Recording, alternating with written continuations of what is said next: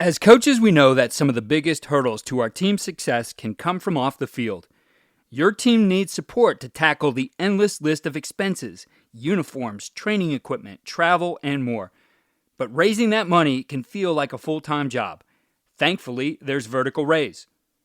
Vertical Raise is the premier online fundraising platform using innovative technology to create the easiest and most efficient system available. Raise more money in less time with a local fundraising coach who works with your team every step of the way to customize the ideal fundraiser. With options for online donations, digital discount cards, premium product sales, and even spirit shops, Vertical Raise has top-of-the-line solutions for every fundraising style. To find out more, visit verticalraise.com and we'll get you connected with an exclusive offer on your first fundraiser. All coaches aspire to be champions, and this time of year is when you set that vision for your team. By now, listeners of this podcast know about signature championship rings and have met some of the signature champion coaches who partner with them to celebrate their achievements. Reputable, affordable, first-class customer service are just some of the ways we keep hearing coaches describe signature championship rings. So as you're ramping up this summer for the upcoming season, create a championship vision for your team now using the design tool at signaturechampions.com/podcast.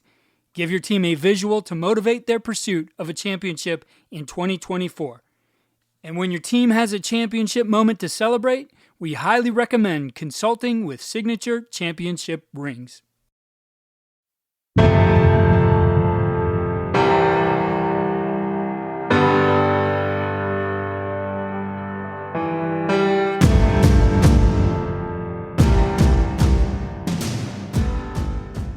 I think it's important to understand that you have had success, but it's also important for our staff or our kids, as you mentioned, not to be entitled and not to take for granted, because the name on your chest doesn't mean that people are going to lay down. The name on your chest means you're going to get everybody's best. And I think sometimes having young guys come up that might not know any better, young players or whatnot, they need to be reminded of that. On today's Champion Series presented by Signature Championship Rings, head coach Loren Montgomery from Bixby High School discusses the success of their program, focusing on developing student athletes and emphasizing process over outcomes.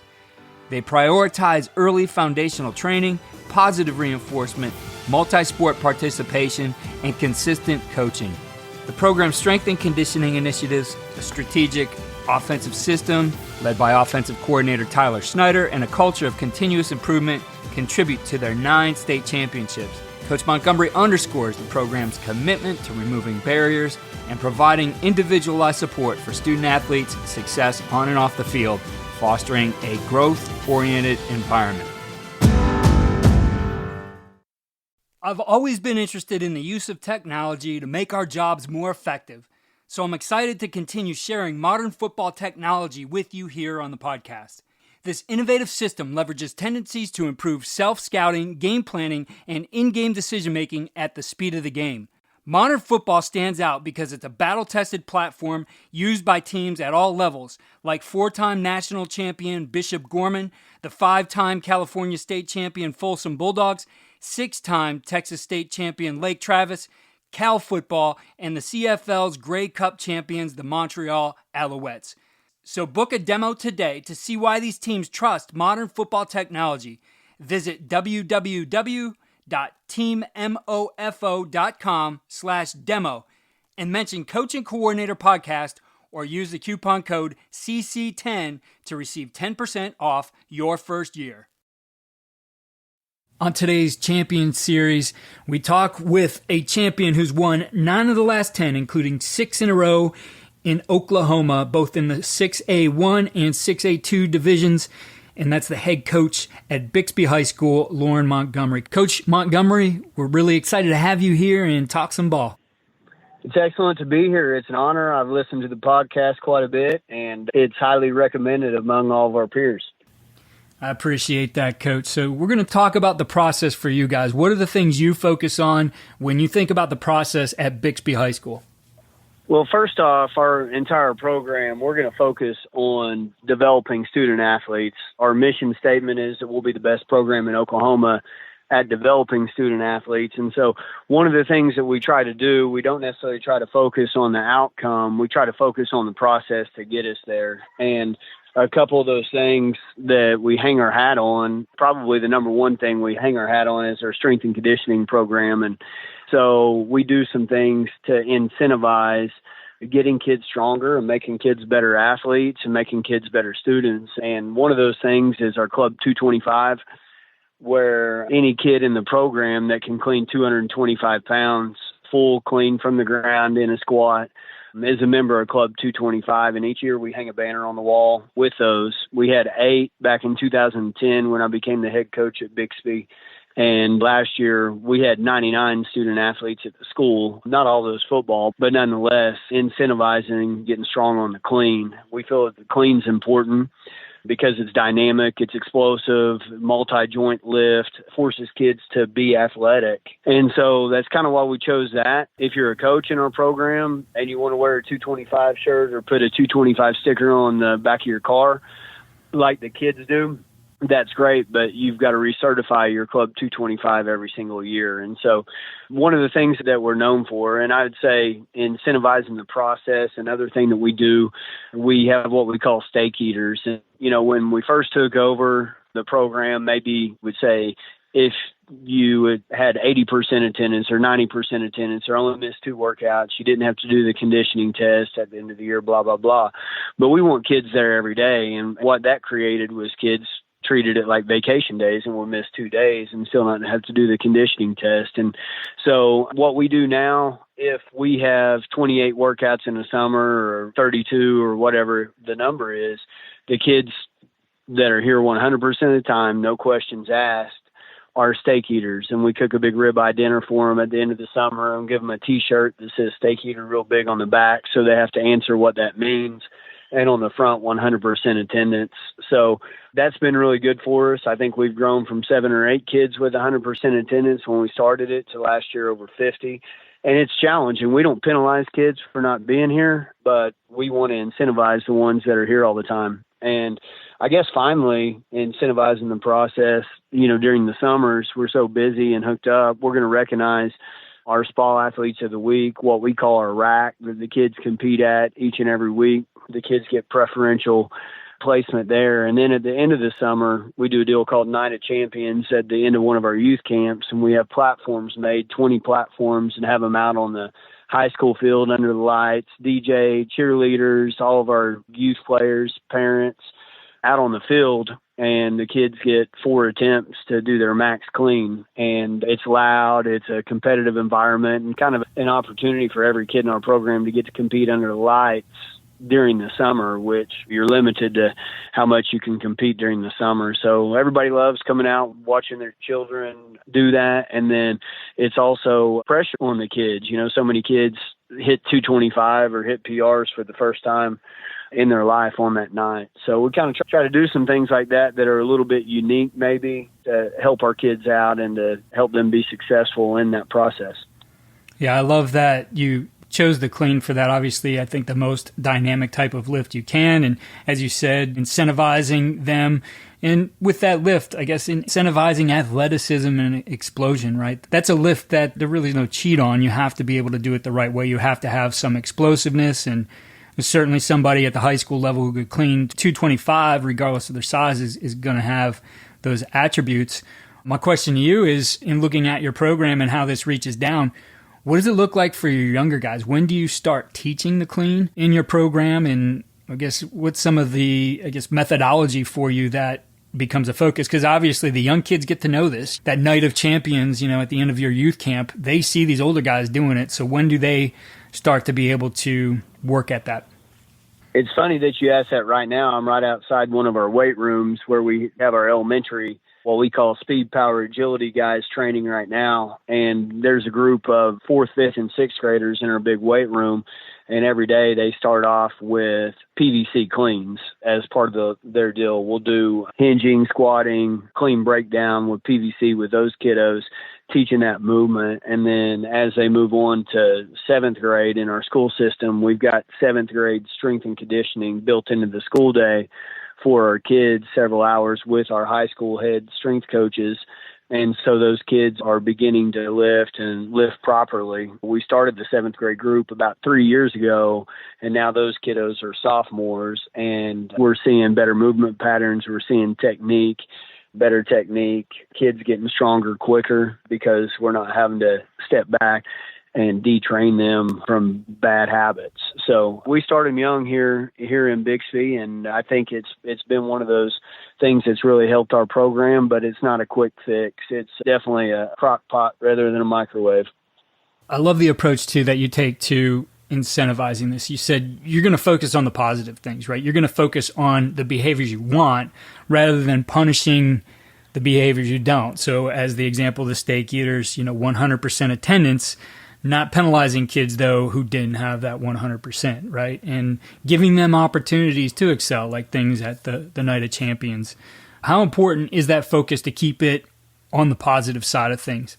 I think it's important, but if our guys aren't showing up or they're late or whatever, they're definitely held accountable. But we're at a unique place now, especially since we've been here a while. And I heard Rick Jones years ago at a clinic say, what works in one place might not work at another. Fortunately, we've got some really good kids. Our staff has been here a long time, and our kids want to work hard and want to please. I think maybe if you were at a different place and maybe different timing with a coaching staff's tenure, then you might have to consider some other things. But if our kids aren't here, their coaches are going to call them. We take attendance each day. We hold them accountable. We have strict guidelines. But at the end of the day, we want to spend the majority of our focus on doing things the right way every day. I think the other unique part of your strength culture is that you told me you like to really focus on developing the multi-sport athlete, but training them year-round. And I think sometimes, especially at bigger schools, and you guys are 6A1, the biggest division now in Oklahoma, when you see those bigger school populations, sometimes you have those single sport athletes and they just focus and specialize on their sport.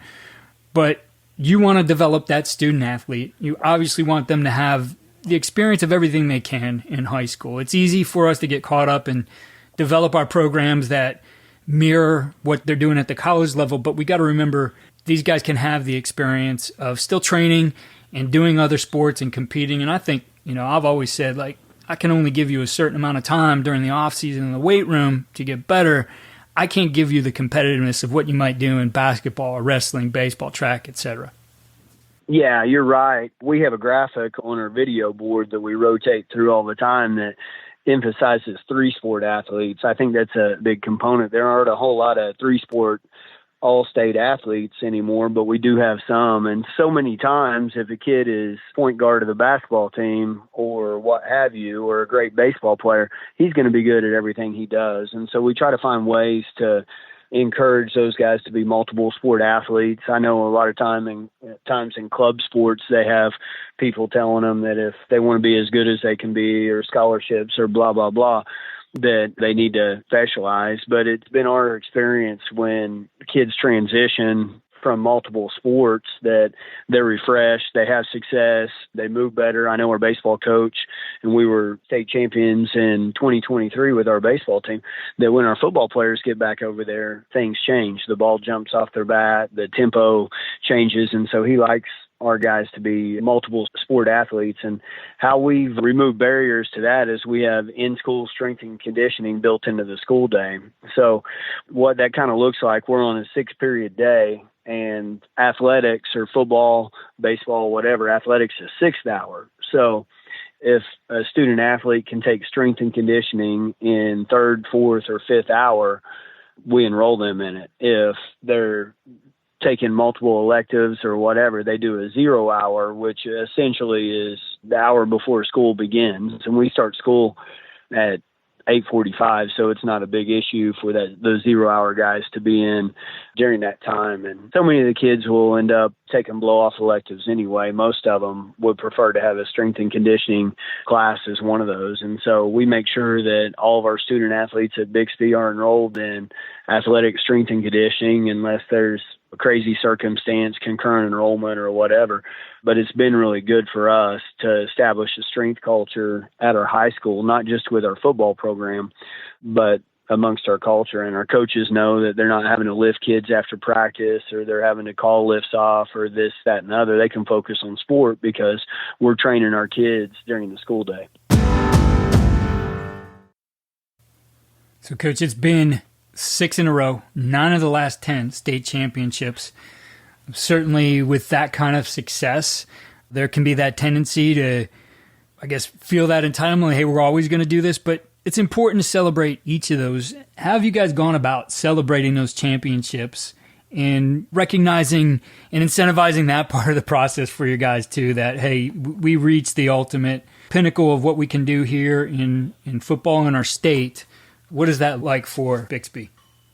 Well, it's pretty short-lived, to be honest with you. I think our coaching staff, we try to celebrate it, really up through Christmas break. And then when we get back from that winter break, it's pretty much go time. We start with the off-season staff meetings and those things. And really, we don't stop training. If the state championship is December 5th, the following Monday, we're going to be back in the weight room training. We're going to start exit interviews with our kids, but it is time to enjoy that victory. And I think it's important because it almost seems like every one that goes by, a little bit more stress will mount.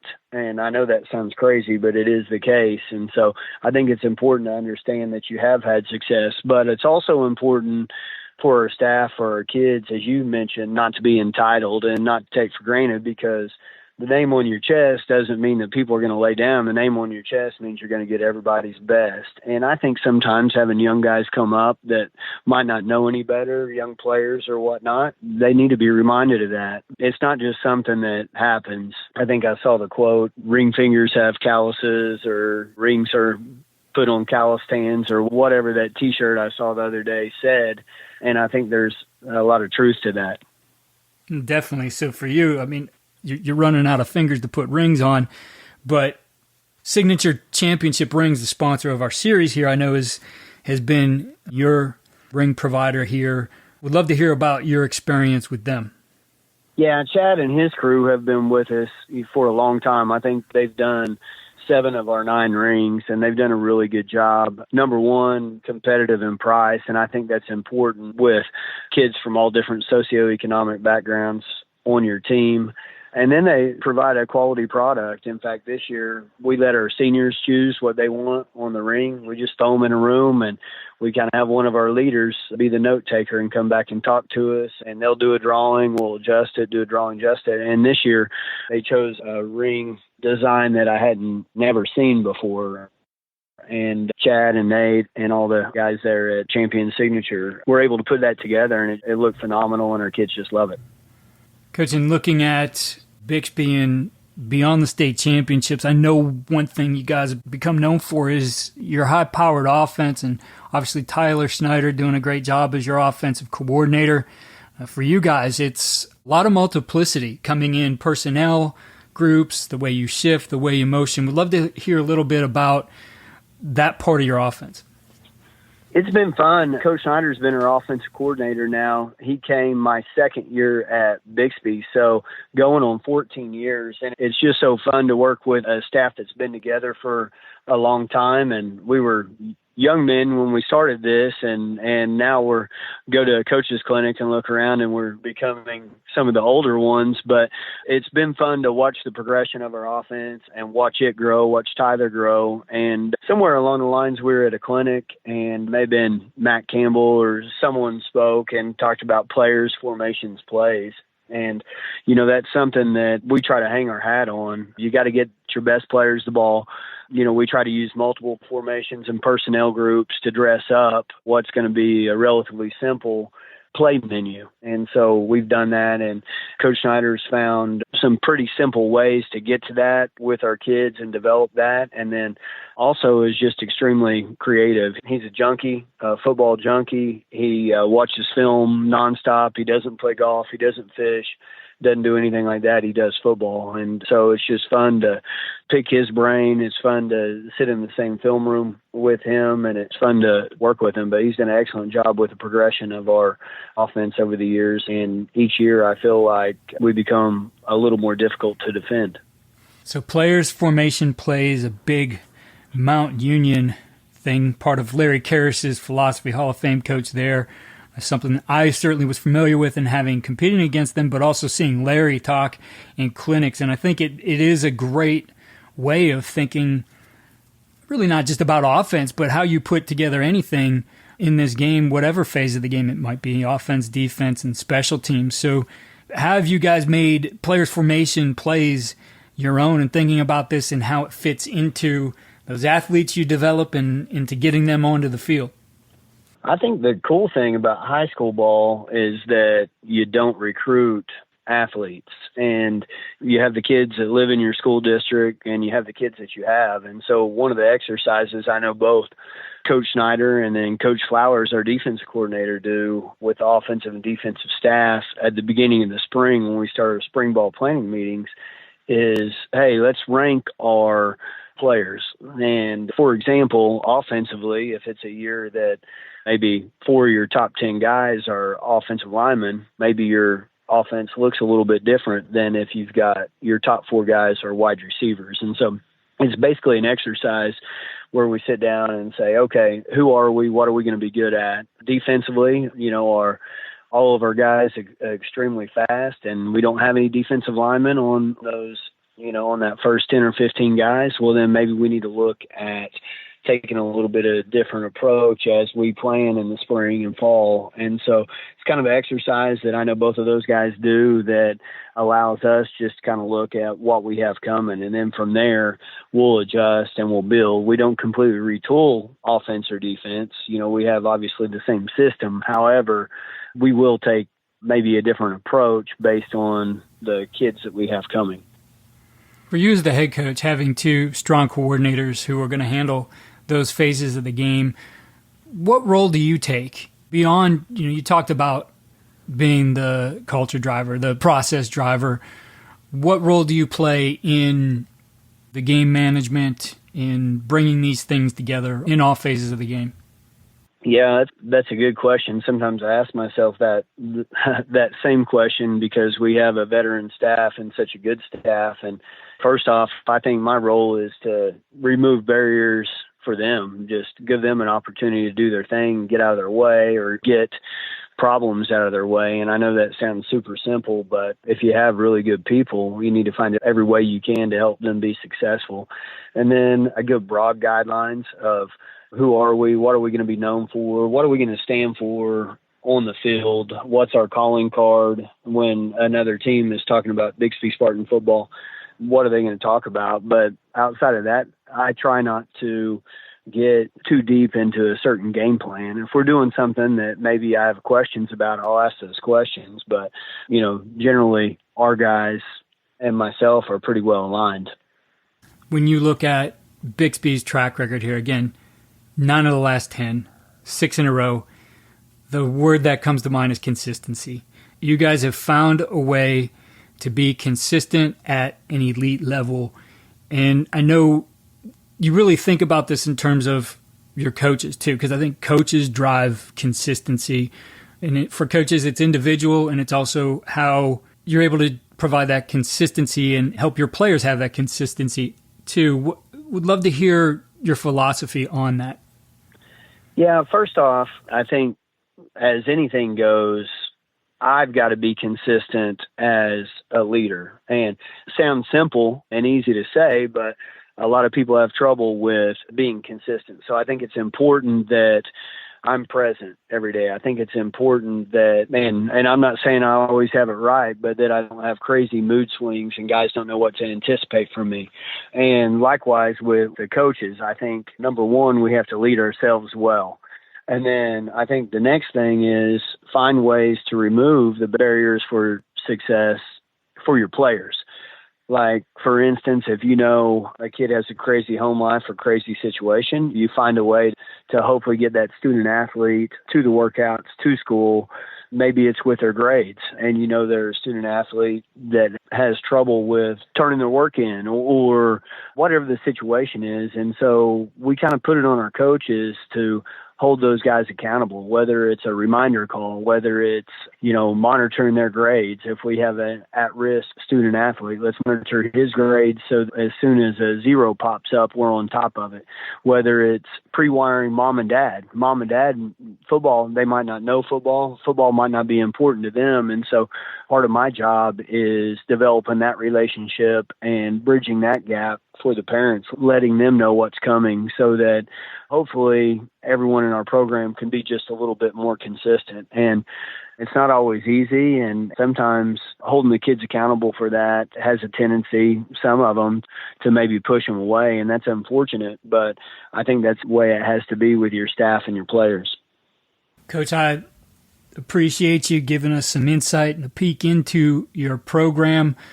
You guys have done an outstanding job. It's been great to get to know you here. Certainly want to have you guys back here again, but best of luck to you and Bixby here in 2024 in your quest for your 10th. Well, Keith, we sure do appreciate it, and it's always an honor to share about our program. We're very proud of it. Here are winning edge takeaways and ideas for implementation. 1. You get what you inspect. I heard Jim Trussell say some version of you get what you inspect at a clinic a long time ago. Hearing what Bixby has done and how they have built it around creating explosive athletes through a focus on the clean gives a great example of that. Everything they do points to the clean and its place in the program for developing athletes. Of course, there's a lot more to their success, but the athletes in the community have embraced it, and it's become a cornerstone of their success. They build excitement around it with the 225 Club, the Night of Champions, the Steak Eaters, and what those mean to the players and the community that supports them. They have those consistent things within their program that build that tradition, and of course, has become part of the tradition of winning state championships. 2, focus on players' formation plays. We've talked about that concept numerous times here. It's something that comes out of Mount Union and Larry Karras, and of course, his tree. Coach Montgomery explained how they heard it from Matt Campbell at Iowa State, also a Mount Union alum. You want to evaluate your roster and understand who your top athletes are, and then build those formations or those fronts around them, and then look at your plays or your defensive stunts, blitzes, pressures, coverages, those things that are going to fit them. Fit things around your personnel and adapt your coaching strategies to leverage their unique talents. And lastly, consistent process and culture. Maintaining consistency in coaching culture and processes is essential for sustained success. Coach Montgomery emphasizes the importance of not only focusing on outcomes, but the process that lead the team to success. Be sure to check out our partner, Signature Championship Rings. I think a great thing to do right now is to go to their ring designer, design a ring for your team's championship, and put that thing up in your locker room or in your weight room and show what the vision is for your team. As you head through the season and start getting close to winning that championship, remember Signature Championship Rings. High-quality rings at an affordable price, as Coach Montgomery mentioned. The link to Signature Championship Rings is in the show notes. Follow all we're doing at coachandcoordinator.com. Sign up there for our weekly tips sheet, which shares the best ideas of each week. And follow us on X at Coach K. Grabowski.